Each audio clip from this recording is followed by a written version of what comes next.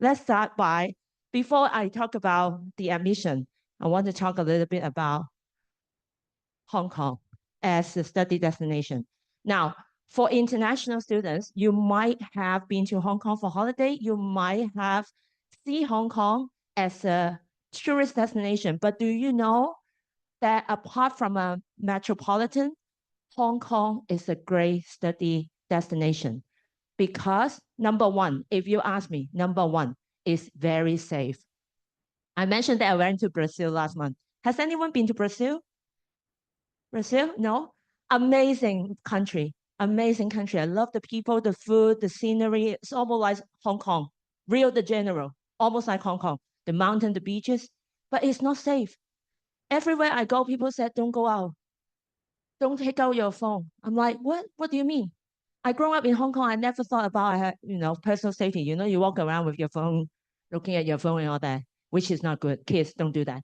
But in Hong Kong, safety is never a problem. And nowadays, with the world changing so much, with the news so disturbing, I feel very lucky to be in Hong Kong, not to worry about my personal safety 24/7.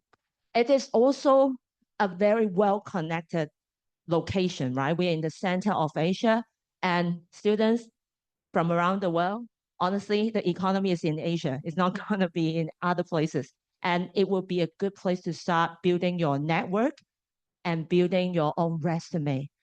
Everybody think that Hong Kong is a concrete jungle. It's almost, yes. But do you know that 70% of Hong Kong is countryside? But that's why the city is so crowded, right? And with that, we have a perfect balance between city and country and then the countryside with the greenery. And that helps because living in a big city, I think you will agree, living in a big city could be suffocating sometimes. But with the green, and especially with our location in Kowloon Tong, most of our students will climb the Lion Rock at least once during their study. It's almost like a unspoken tradition. Before graduation, you will do that once. And again, you can do that because it's safe. Like, how many places on earth you will say, oh, we can go hiking midnight and not to worry about being robbed? Not that many, but we can do it in Hong Kong. So other than the amazing infrastructure, the mix of green and urban, it is indeed a multicultural city.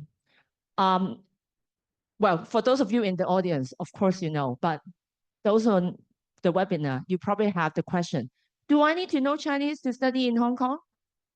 Well, in fact, both Chinese and English are official languages. So if you walk down the street, everything has to be in both Chinese and English. That's why it's easier for expats and international students to settle down.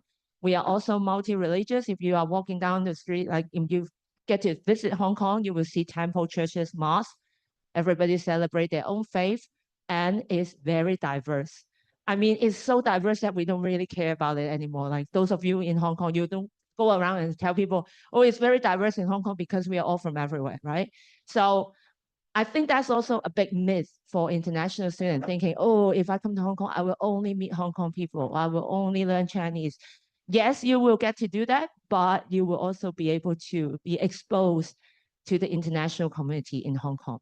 Last but not least, when we look at study abroad option, it's definitely the opportunities afterwards. Now, for international students, you can actually work during your study. The immigration has lifted all restriction on international students working during their study. Having said that, we still want you to prioritize your study. So within the university, we encourage students to work no more than 12 hours a week. And to give you an idea, I eat at the student canteen every day, and it costs around $5. And at the academic registry, we hire a student as helper, and then we give them $13 an hour. So you can have an idea how much you can make, but it won't be realistic if you want to work and study at the same time. I want to be very upfront, but it would be good that you can take a part-time jobs. And most of the time, the students do part-time jobs or they take up jobs, not for the money or not just for the money, but for the work experience. So internship is a big part of the education. And I would say Hong Kong is a great place to do internship. Because when you are being sent to a company as an intern, you won't just make coffee or photocopy. Sorry, you will work like Hong Kong people, which is sometimes very hard. It means like long hours, high standard, but you will gain insight to the industry. And that is how you can find a job easier, because we help you to become more competitive. And we talk about jobs afterwards because the immigration allows that. So after graduation, you can apply for up to 2 years of visa extension.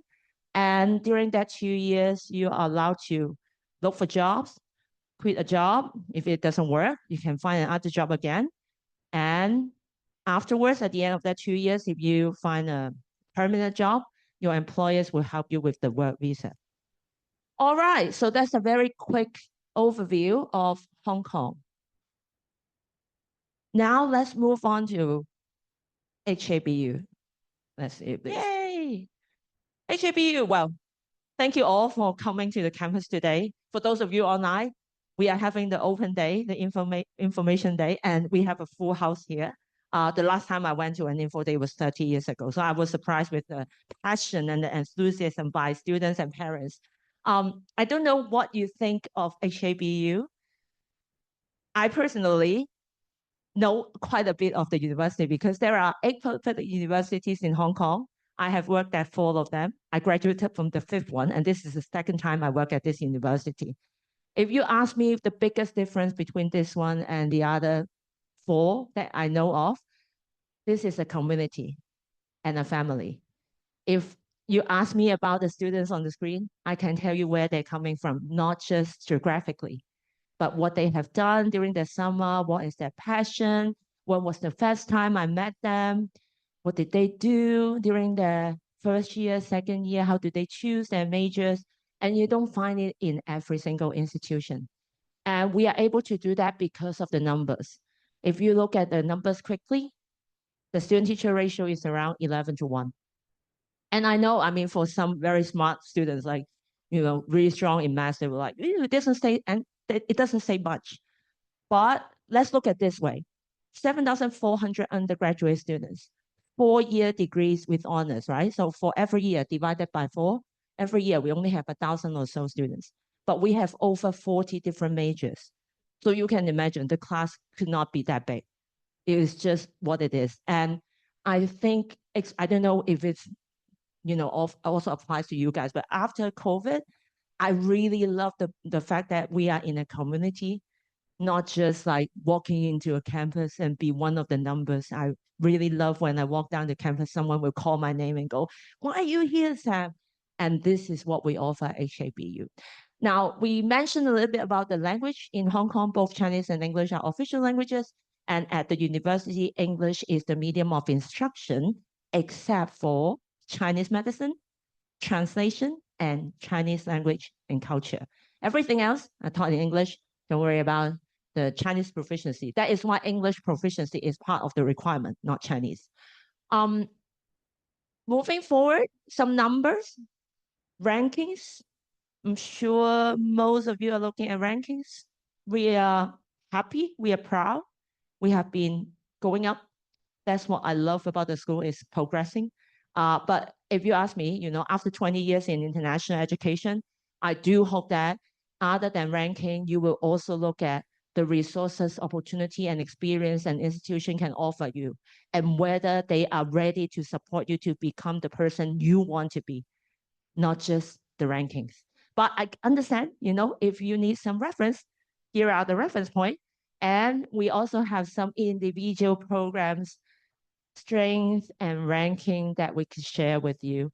I suppose most of you will know, especially for those who are interested in business, that our business school is among 1% in the world that is triple accredited with EQUIS, AACSB, and AMBA. Only 1% business school are triple accredited. They are called triple crowned. You can go Google them. We also have a very strong communication school. If you have not visited their booth, they are at the CBA, Communication and Visual Arts Building. Don't miss them. So here are some individual programs and faculty strengths. Most importantly, at the end of the day, is the programs, right? So we have 6 faculties offering over 40 different majors. And those in blue, the sky blue, they are on broad-based admission, meaning you don't have to declare your concentration or major until after enrollment. I will show you the major later, but you can also look at the leaflet, but I will show you the majors later. Now, traditionally, when we go to university, you choose one major, right?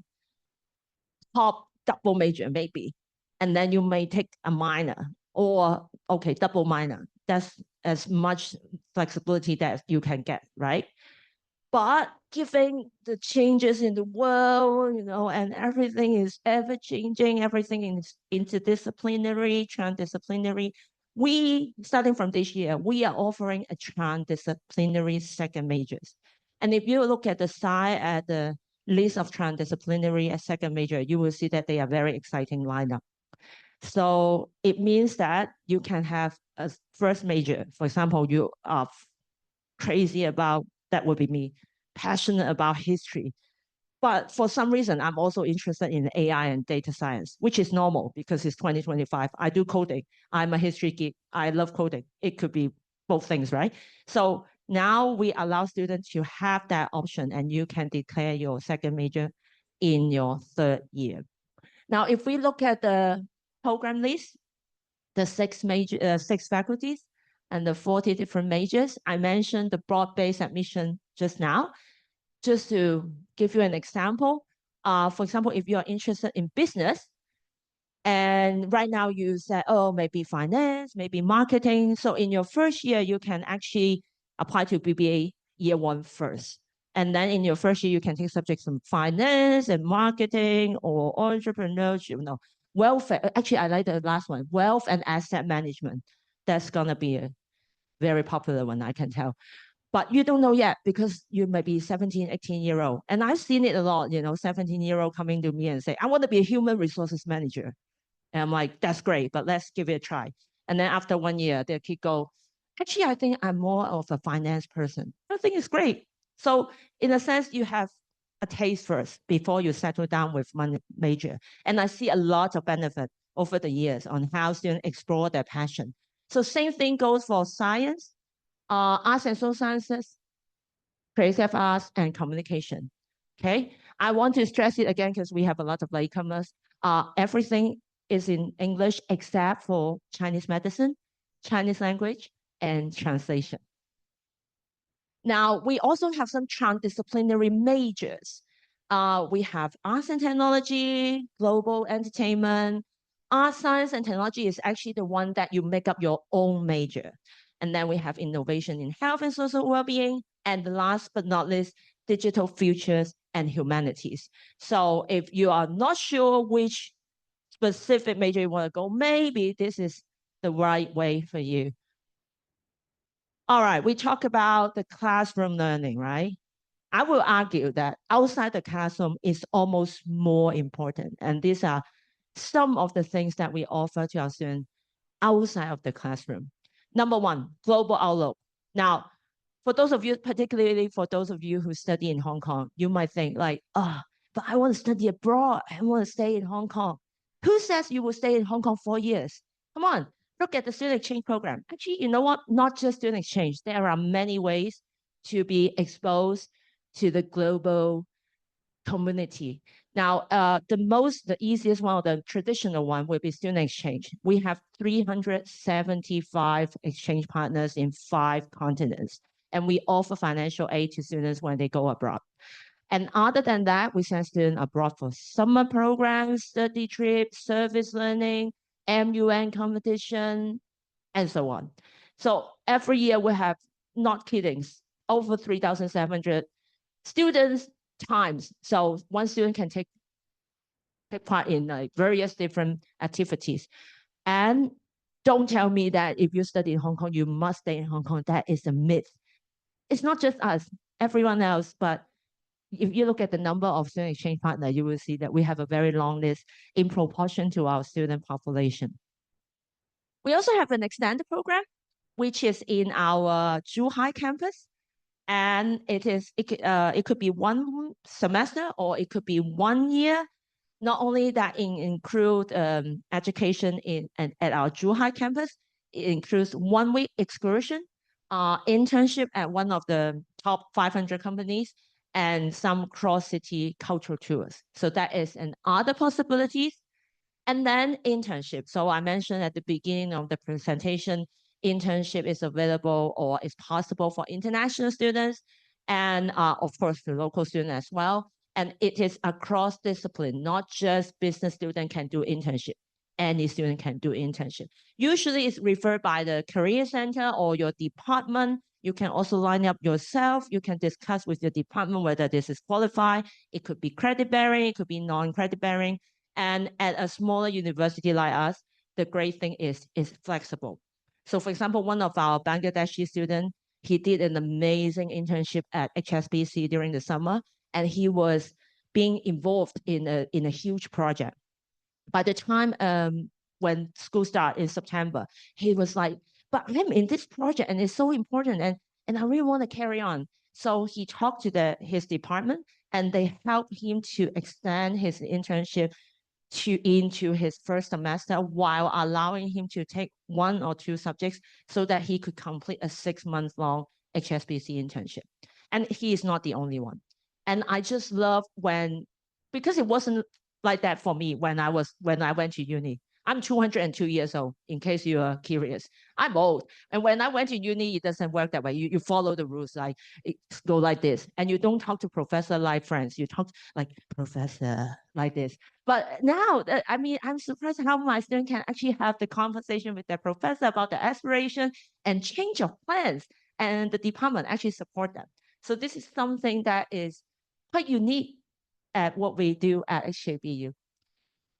If you're into research, it's possible as well. Actually, the smarter student will start research in their year 1, and you can do it during your turn time if it's available, or you can do it during the summer.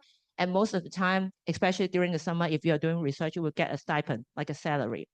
And if you want to carry on, even for international students, it's possible. So this really cool guy with his hand like this, he was our first Brazilian student who came at one of the most challenging time, 2020. His name is Felipe, and he was the first international student in my career of 20 years who got directly from undergraduate to PhD. So he graduated last year and got a Hong Kong government PhD fellowship with the support of the HKBU professor, of course. And then now he is doing his PhD candidacy with salary every month, free accommodation at the Village Care. Wonder if you have seen our student accommodation on campus, and also conference subsidy every year. So if you're into academia, there you go. Now, for parents or students in Hong Kong, you might know better, but international students often ask me, like, Hong Kong is such a competitive city. How do I find a job? How do I survive? Will I survive? I'm like, well, you have to work hard, but we will help. So I talk about offering quality education. I talk about internship opportunities, but we also have a lot of career support. The usual suspect, CV workshop, interview workshop, of course. But we also have career fairs. PricewaterhouseCoopers, one of the big 4 company, they already came like 2 weeks ago in September for, consultation. And during the springtime in March, they will come again to join our fairs. So we give you the opportunity. If you're ready, then there you go. Competition will not be less because you come to, I wouldn't say that Hong Kong is easy, but we will help you to be competitive in this job market. No, whoops. So we talk about education in the classroom. We talk about opportunity outside the classroom. At the end of the day, going to uni should be fun. Mark my words. I mean, parents, you will agree too, right? It should be one of the best time in the safest way, but it should be an amazing time. And it all starts on campus. Now, we do have all sorts of student club, sports team, interest club, but one I want to highlight is our mental health support. Yes, if you need help, you can ask for help, but I love the fact that we will make you feel supported before you scream for help. one of the best things we offer, in my opinion, is the mental health first aid captain program. We train our students and let them become certified mental health first aider. And they will be the captain in individual faculties so that students who feel bothered can come and talk to their captain instead of, feeling pressure to talk to the counselor right away. I know you may be saying, so the student must be bothered. Oh, come on, 18-year-old going to university in 2025. Yes, if you feel bothered at one point, it's just natural. But because of what we offer, we want you to feel supported. And it's actually my student who told me about this, about the program, that they find so beneficial and so being taken care of that they want to share with me. So I want to share with you as well. And then, of course, whole life. So student accommodation, if you are visiting today, I hope you have the chance to see our student accommodation. Usually 2 people share a room, 2 people of the same gender share a room. This is the new dormitory called Village Care, and each will have 1 mini fridge, very luxurious in my opinion. And then every floor will have their own kitchenette. If you are living abroad for international students, I strongly recommend that you learn 1 dish before you come to Hong Kong. It would be a great conversation starter. And also it would really help when you have homesick. But yeah, it's a very well equipped, and not to mention the student accommodation is on campus at the center of Hong Kong, actually next to one of the most expensive, if not most expensive residential areas. So it's a pretty good location. And of course, campus facilities. We have the luck to have the joint university stadium. And 2 months ago, Ricardo Ronaldo came to Hong Kong and he was actually practicing here. I didn't know. All of the students go take photos. I'm like, who is that? Some kind of pop star. And go, oh, no, I know this one as well. So we also have swimming pool, gym, and so on. So this is a very quick introduction of HKBU. Now moving forward to maybe something that you care about, admissions. So for every single applicant, no matter which passport you hold, you need to fulfill both the university entrance requirements and the English requirements. There's no exception. Here are just a few qualifications that we accept. Everything is online. We accept a very long list of qualifications, including a lot of national curriculum. So if you are studying, for example, the Pakistan HSC or the Indian CBSE or the Brazilian curriculum, we actually all accept them all. So I mentioned earlier, right? Everyone have to fulfill the university entrance requirement and the English requirements. But sometimes they are the same thing under the same curriculum. For example, if you do IB, the university entrance requirement is completion of IB diploma. It has to be the diploma. But then you can use your IB English to fulfill the English requirement. Okay? So it doesn't have to be a must. And if you have IB, then you don't need GCE. If you have GCE, you don't need SAT. It is an either or situation. Okay? Don't feel pressure, especially for the international student. It's always the myth that you must take note. If you have something to fulfill the entrance requirement, you don't need the other one. Okay? Now, we also have the direct admission scheme for those with special talent. And for this one, we actually have 2 set of scheme. One is for local students, one is for international students. And I strongly recommend that you go to the website and look for details, because each participating program of this scheme, they have their specific standards requirements. Okay, do not guess. Go and read and study. Okay, and if you are not sure you can meet the requirements, either email us and ask, or just apply through the normal route. Do not think that, maybe I am sort of talented. Don't give it a guess, Match your documents with the eligibility. If it doesn't work, go for the normal route. It doesn't mean that you can't get in. You can still get in. You might still get a scholarship, just not status, okay? And then some of the fees and expenses, this is the numbers for international students. So if you're a Hong Kong ID card holder, this does not apply. Okay, you should know the Hong Kong student and parents. These are for international students or non-local students, including Chinese mainland students, Taiwanese, Macau, and everywhere else.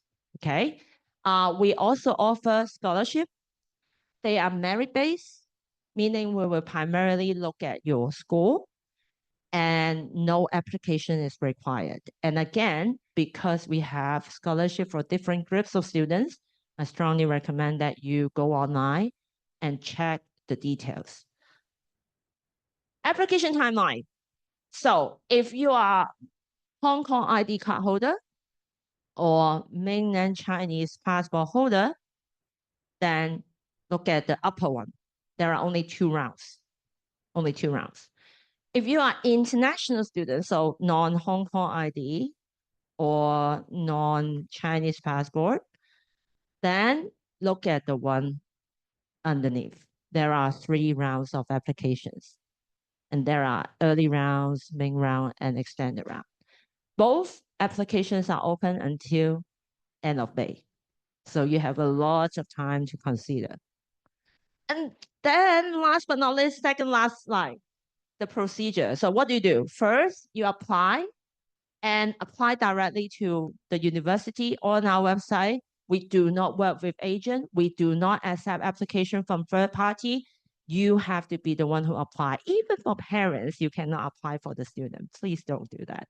And we will not answer question from anyone other than the applicants themselves for the privacy concern. So student apply directly to HKBU, upload your passport or Hong Kong ID copy, pay the application fee, and then it will be evaluated. If it's shortlisted, you might be invited for interview or you might get an offer directly, depends on how the program would like to process them. And if you're given an offer, number 3, if you're given an offer, you'll be given a certain deadline to accept the offer. You have to pay a deposit to secure the spot.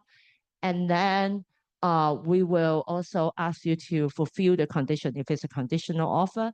Or for international students, once you accept the offer, we will start helping you with the visa application. We will be the sponsor and we will give you all the instruction that you need.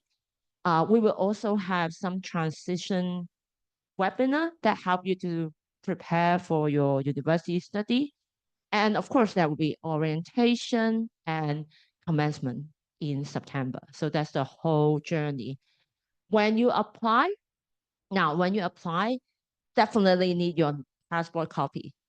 For international students, if you don't have your passport, yeah, at least upload your national ID card copy because we have to make sure or we have to categorize which group you should go to.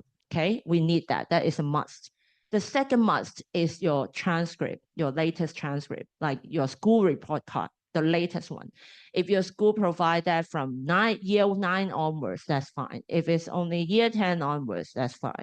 If it's only year 11, it would be all right, but we might not be able to tell a lot from that, but it would be fine.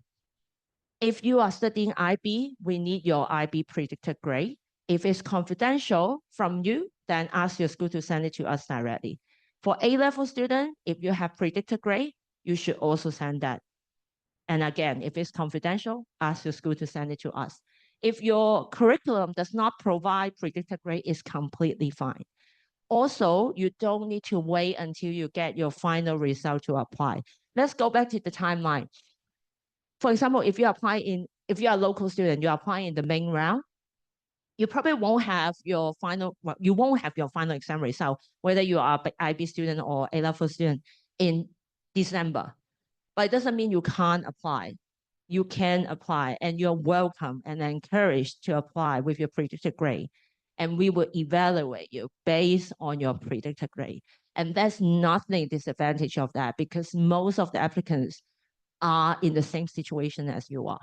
Okay, timing, it maybe is kind of important for some program. And for international students, definitely timing is extremely important. The earlier you apply, the earlier you'll be reviewed. And what's so special about the international student category is that we review all the applications submitted in the early round in one go collectively after the deadline. So if you are, especially if you're interested in scholarship, you should apply in the early round. So that is the end of my presentation. You are welcome to contact us if you have any questions. Email is a good channel, but I strongly recommend that you study our website first. Because, I mean, as much as we are very happy to answer inquiry, it's just that sometimes I read the inquiries from students, you wait for me to answer this question for 2 days, because they write to you at like 11:45 on Friday evening. And then, 3 days later, you go, this is actually on the first page of our website, so you can get the answer quicker. But in case of doubt, you are welcome to contact us. I think this is the end of my session, so maybe we can take questions from the audience, but also online as well.